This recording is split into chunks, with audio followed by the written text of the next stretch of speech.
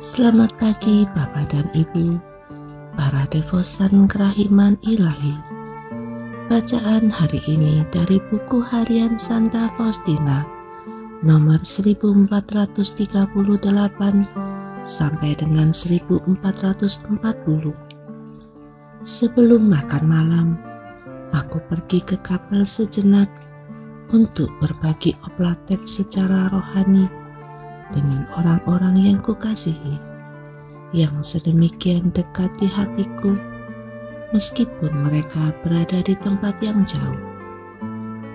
Aku membenamkan diri dalam doa yang khusyuk dan memohon rahmat Tuhan bagi mereka semua sebagai kelompok dan kemudian bagi masing-masing sebagai pribadi. Yesus menunjukkan kepadaku betapa hal ini sangat menyenangkan hatinya, dan jiwaku dipenuhi dengan sukacita yang bahkan lebih besar karena menyaksikan bahwa Allah sungguh mengasihi orang-orang yang kita kasihi.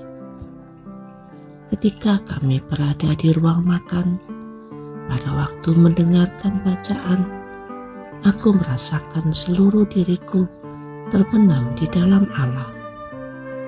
Secara batin aku melihat Allah memandang kami dengan perkenan yang besar. Aku sendirian bersama Bapa Surgawi. Pada saat itu, aku memiliki pengetahuan yang lebih jelas mengenai ketiga pribadi ilahi yang akan kita pandang sepanjang masa, dan sesudah jutaan tahun kita baru akan mengerti bahwa kita mulai memandangnya. Oh, betapa besarnya kerahiman Allah yang mengizinkan manusia ambil bagian begitu besar dalam kebahagiaan ilahinya. Pada saat yang sama, betapa nyeri rasa sakit yang menusuk hatiku karena memikirkan bahwa begitu banyak jiwa telah mencampakkan kebahagiaan ini.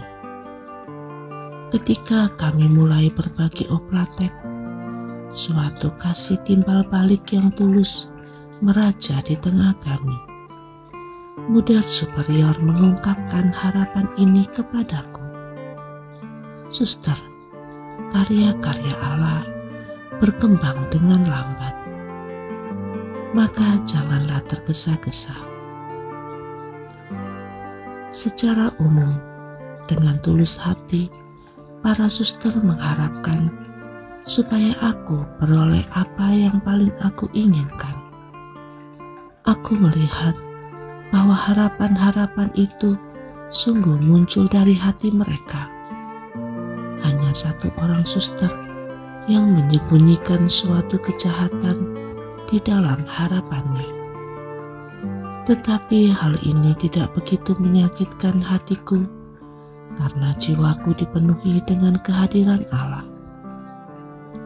Namun hal ini menjelaskan kepadaku mengapa Allah sedemikian sedikit berkomunikasi dengan suatu jiwa semacam ini, yakni karena jiwa seperti itu selalu mencari dirinya sendiri, juga dalam hal-hal yang suci. Oh, betapa baiknya Tuhan, sehingga Ia tidak membiarkan aku sesat. Aku tahu bahwa Ia akan menjaga aku, bahkan dengan cemburu.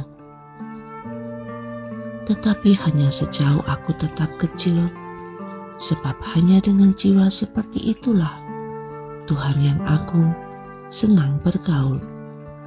Sedangkan jiwa-jiwa yang sombong, Ia mengenal dari jauh dan melawan mereka.